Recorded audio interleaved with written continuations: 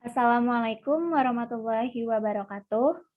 Sebelumnya, perkenalkan nama saya Fakira Gini Rahmawanti dari kelas 5A dengan NPM 1950624. Di sini saya akan membuat video pembelajaran bahasa Indonesia mengenai mencermati tokoh-tokoh pada teks fiksi kelas 4, tema 8, subtema 1. Pembahasan materi, di sini saya akan membahas ada 3 materi. Yang pertama, pengertian dari teks fiksi. Yang kedua, ciri-ciri teks fiksi. Dan yang ketiga, unsur-unsur teks fiksi. Pengertian teks fiksi. Teks fiksi itu apa ya? Nah, teks fiksi adalah cerita hayalan atau rekaan yang bertujuan untuk menghibur. Teks fiksi juga sering ditemukan pada cerpen, novel, dan juga dongeng. Nah, si teks fiksi ini pun kejadiannya bukan yang sebenarnya, tetapi hanya karangan si penulis atau pengarang belaka. Yang kedua, ciri-ciri teks fiksi. Apa saja sih ciri-ciri dari teks fiksi? Mari kita lihat. Nah, ada 6 nih. Yang pertama, sifatnya rekaan atau imajinasi dari pengarang. Yang kedua, tujuannya itu untuk menghibur dan menceritakan suatu peristiwa. Nah, yang ketiga, bahasanya pun komunikatif. Yang keempat, umumnya karya fiksi ini menyasar emosi atau perasaan pembaca, bukan logika.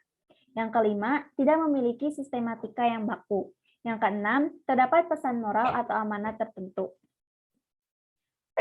Lalu ada unsur-unsur teks fiksi. Apa saja sih unsur-unsur dari teks fiksi ini? Mari kita lihat. Yang pertama yaitu ada tema. Tema adalah gagasan atau ide dasar yang menjadi landasan suatu karya sastra yang terkandung dalam teks. Yang kedua ada tokoh. Tokoh yaitu pelaku dalam cerita. Lalu yang ketiga ada alur atau plot, yaitu urutan kejadian cerita. Yang keempat ada konflik, yaitu permasalahan-permasalahan yang dihadapi para tokoh dalam cerita. Lalu yang kelima ada klimaks. Klimaks yaitu ujung dari konflik atau konflik yang telah mencapai tingkat intensitas tinggi dan hal ini tidak dapat dihindari. Yang keenam ada amanat. Amanat yaitu pesan moral yang disampaikan oleh pengarang melalui cerita yang ia buat. Selanjutnya ada latar.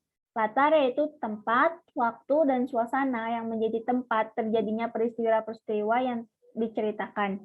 Dan yang terakhir ada sudut pandang, yaitu cara pandang pengarang dalam menyajikan tokoh, tindakan, latar, dan berbagai peristiwa yang membentuk cerita tersebut kepada pembaca.